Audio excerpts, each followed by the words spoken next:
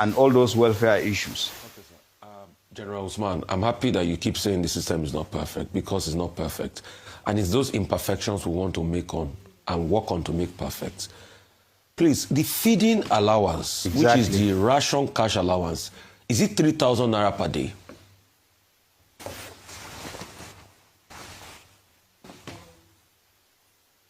The RCA? Yes, the RCA. Is it 3,000 naira per day?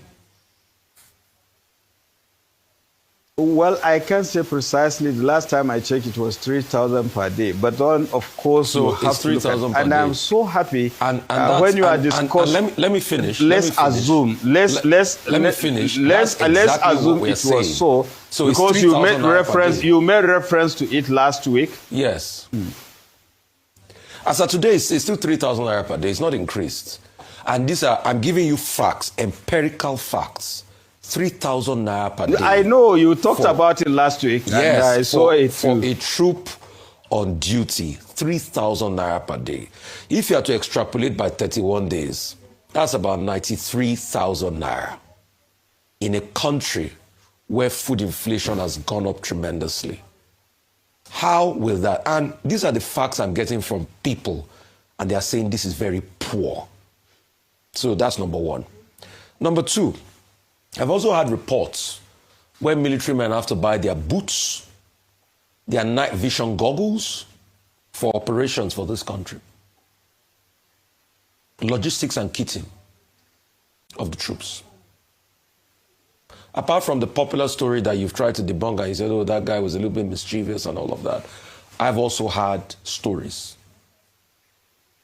So is this fair enough on the welfare of the people? And just imagine 3,000 naira per day for feeding for our troops that are out there on the field.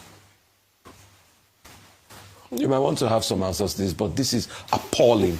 And today I'm fighting for the Nigerian army. Yeah, I'm fighting for our troops. It should be better. These are people that are living their lives, getting killed every day for 3,000 naira per day for feeding. I'm here to fight for the Nigerian army. I really appreciate your concern. And sincerely speaking, I even commend you for that. And that is exactly what we were talking about in terms of the realities or the present circumstances of the Nigerian society. And I made reference to the fact that, the soldiers, apart from that, they have to be above bare necessities of lives. They are also family people. How do you expect someone to feed on 3,000 naira per day in the prevailing circumstances? I don't know when last you've been to filling station or when last you went to market. A loaf of bread that you used to buy 500 naira, now you get it as much as 1,500 or more. And it's not just bread, almost everything else. And, the commanders cannot give what they don't have. And that is why, you need to draw the attention of the authority on the plight of this personnel in respect of the circumstances, sacrifices they are making, and the remuneration they receive, whether it is adequate or not.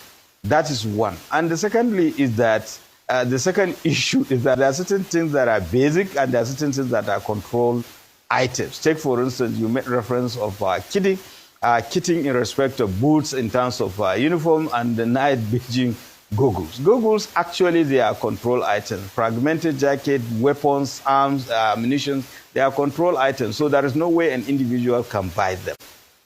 Unless, of course, it is something else. So basically, you have to distinguish between those things. And there are initial issues that the responsibility of the service to give you. But if you decide, because I could remember in the days of ECOMOC, there was a particular commander who went to the war front with 16 pairs of uniform on his own.